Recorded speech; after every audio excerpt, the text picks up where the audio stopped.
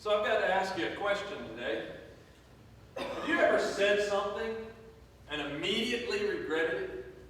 Have you ever said something and as it's coming out of your mouth, you're like, uh-oh, I am making a mistake. I am firmly planting my foot in my mouth. How many of us do this? I would guarantee you that all of us have done it, perhaps in the past 24 to 48 hours. We do this a lot. There's all sorts of situations that we can put our foot in our mouths. You know, they have that commercial for insurance, and the guy goes up and he says, "Oh, are you expecting?" And the response is, "No." How many of us have done that? I'm not going to ask to raise hands here because that's something I learned very quickly. Don't ask that question. That's not going to end well for you. Whoops. Made a mistake. How many times have we gone up to someone and said, "Well, it's nice to see your child with you today." Well, that's not my child. That's my grandchild. Or, "It's nice that you have so-and-so with you. I remember them. I remember that your mother was this wonderful person. How's she doing?" Well, she's passed. Ouch. Whoops. How many times have we done that? How many times have we been bragging on ourselves? How many times have we gone up and we were talking and just in conversation, somebody we don't know real well, we say, "Hey, you know, on the way to church this morning, I know it says 55, but I was doing about 75. And I ran at least 3 red lights." And while you're talking in the course of conversation, somebody says, "Well, that's good to know. You know, I'm on the Kinston Police Department." Whoops. Whoops. How about when we gossip? Oh, we don't do that. We're Christians. We don't do that. We don't gossip about anybody, so we don't do that. How many times do we put our foot firmly, entrench our foot in our mouths when it comes to gossip? I'll share one from my own personal life. I was an undergraduate student, and I had just taken a course on philosophy at East Carolina. And the course I didn't think was very good. The professor was not engaging. I could not have cared less about this philosophy course. So a friend of mine, he was a business major. He and I are talking at a wedding. And he said, "Well, what'd you think about that course?" And I told him, I said, "It was terrible. The professor was just terrible. One of the worst teachers I've ever had." And he goes, "Well, what was the professor's name?" And I tell him, "Well, that's my uncle." I wanted to crawl underneath the pew in the sanctuary where the wedding was going on. I wanted to crawl underneath the pew, and I'm like, I can't say anything, but I'm sorry at this point because there's nothing I can do to get my shoe out of my mouth. Nothing. You know, we experience this all the time.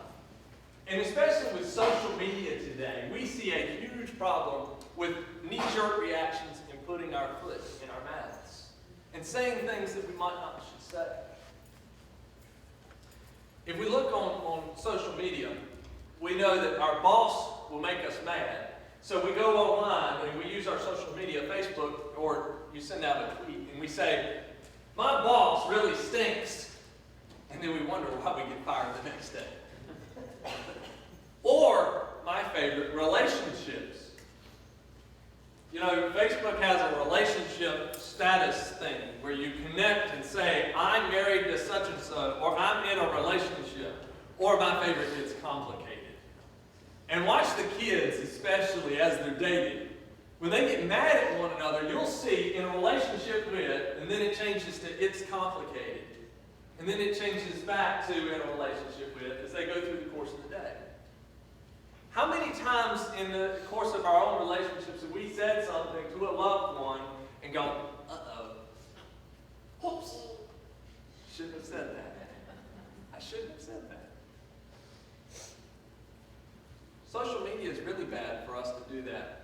We look at professional athletes. They haven't grasped it yet. Think before you speak. Think before you type. Well, if we look, this is a problem that's not new. It's been there.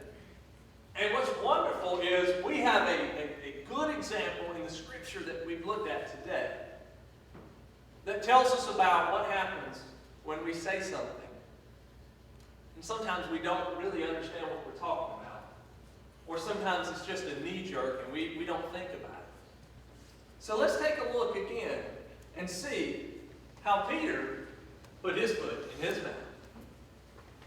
So if we look at the scripture today, Jesus is in a disputed territory, and Jesus is talking to his disciples.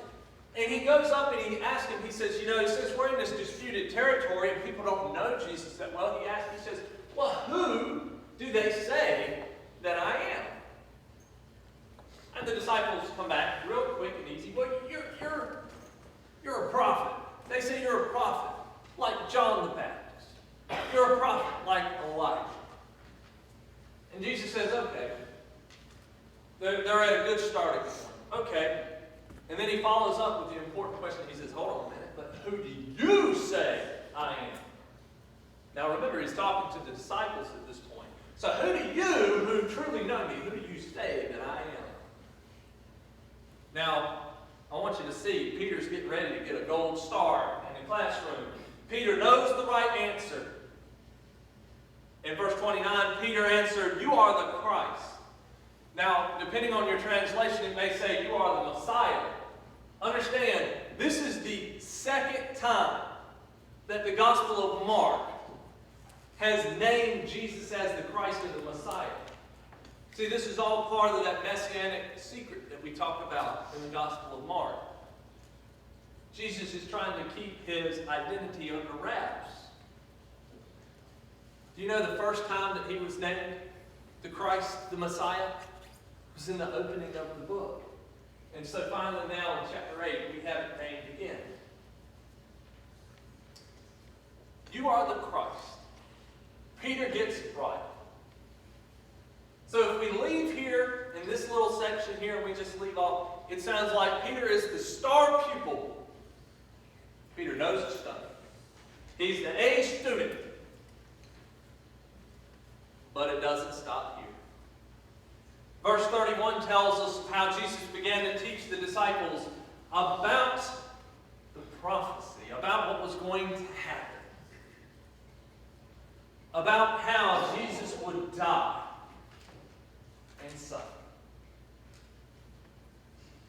Now I want you to understand, this would have been shocking. This is not what the disciples are expecting. This is the Christ, the King of Kings. And then we have this such a high point going to hearing about how our Christ, our Messiah, will die. Now hang on, Jesus. Hang on, time out. The Messiah's going to die? You're going to die? That just doesn't make sense. It defies our logic. We don't get this. And that's what Peter says. Peter just kind of blurts it out. In some translations, it'll tell you Jesus rebuked. If we look at it, it says, Peter took hold of Jesus and scolded him, began to correct him. That gold star is going away now. He's overstepped his bounds. Peter has stuck his foot in his mouth. But he's done so out of emotion. Because he is shocked at what he's just heard. The Messiah can't die. Not in this manner. This doesn't make sense. Peter corrects Jesus. And then we see one of the great responses, a phrase that we all know, that we all use incorrectly when somebody makes us mad. One that we use out at the ball field when somebody says, hey, the other team's going to win today.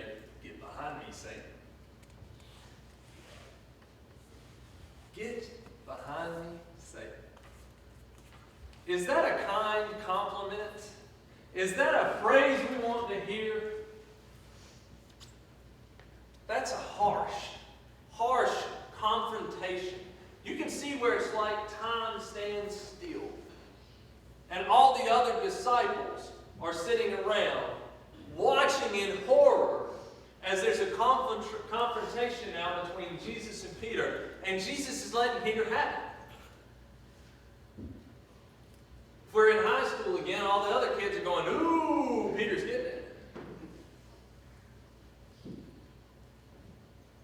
Peter gets told, "You are not thinking God's thoughts, but human thoughts."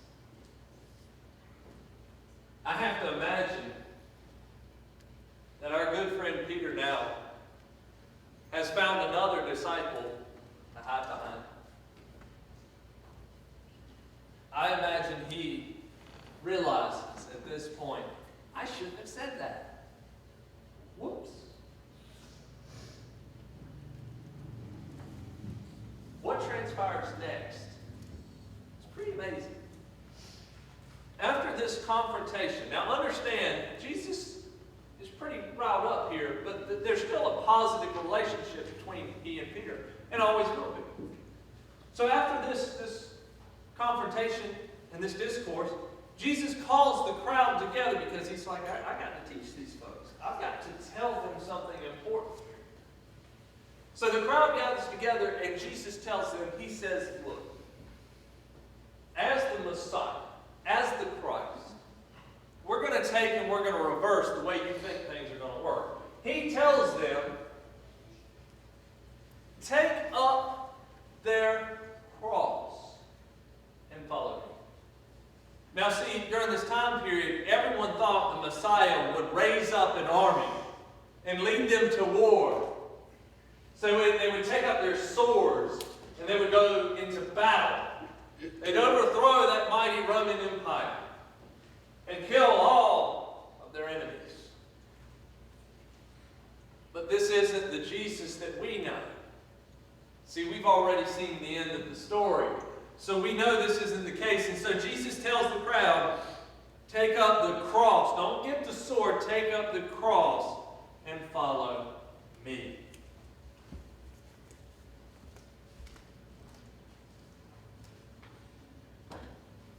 This is a shocking message for the disciples and for the crowd. You see, they thought things were going to work in this one way, in their logical fashion. We do this in our own lives. We think things are going to work out in one particular fashion. We think that things are going to end up on our terms. And we're so wrong about this. How many times do we tell someone when they lose a loved one, "Well, it was their time"? It was their time. You know, we don't know time. And really, when we say something like that, we're kind of putting our foot in our mouths because we're trying to comfort. And you know, we do a poor job at comforting people who are in need because we're humans. We can't. You know, I think the best thing that we can say is the God of peace and mercy has compassion and will comfort us no matter what we go through. No matter what. The God of compassion has mercy on us. Especially in a week where we look at things that transpired, like September 11th. How many times do we try to explain it all? We can't. We can't explain some of these things. We can't say, "Well, it was the time. That was right. We don't have an answer. Again, we're trying to make sense of it all, and we just can't. The God of peace and mercy have compassion on us all. I think that's one of the things that we've got to start saying to one another. So I've got to ask, how do you think Peter felt conversation and discourse with Jesus. Peter had a plan that Jesus would be the King of Kings. Peter had a plan that Jesus wouldn't have to die. Peter had all sorts of plans. We don't know what they were. And how do we think Peter felt? I think we need to identify more with Peter. Because in truth, we are Peter a lot of times. We don't quite get it. We put our foot in our mouths. And you know, we're shocked. We're shocked by the radical message of it all. Jesus, you don't have to die. No. No. That's our response. Because if Jesus has to die, then that means that we're called to live that higher life. So let's go back and let's say, does Peter say, Jesus, you don't have to die? Because maybe he's afraid of what comes next. Are we afraid of what comes next when we proclaim and say that Jesus will die for us? How many times does something happen and we say, the first inclination we have is we want to pick up the sword? That's what we want. And without the sacrifice of Christ, that's what we would do, because that's how the world works. When somebody hurts us, we hurt them back. So we're going to get them worse.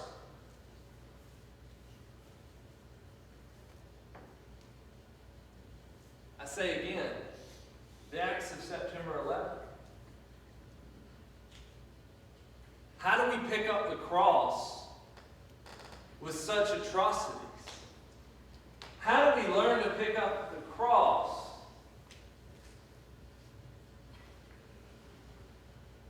We have to look for ways to see the God of love, mercy, and compassion. I think we saw that in the heroic actions of those first responders, those emergency personnel who gave their lives to save others.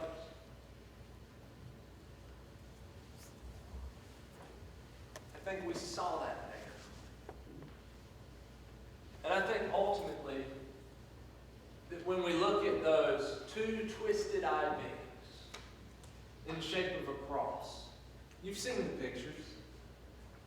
The devastation of those towers. But out of it you have two just twisted eye beams in the shape of a cross. I think it needs to remind us that the sword is not our response. That we pick up that cross. And that the God of mercy, grace, and forgiveness and love loves us. And that we don't make the same mistake that Peter did. We recognize that Jesus will die for us, but Jesus dies out of love. So that you and I, so that we can pick up that cross.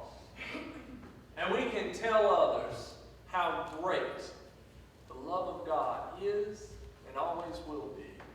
And no matter what atrocity, no matter what happens in this world, we will find comfort through God. Amen.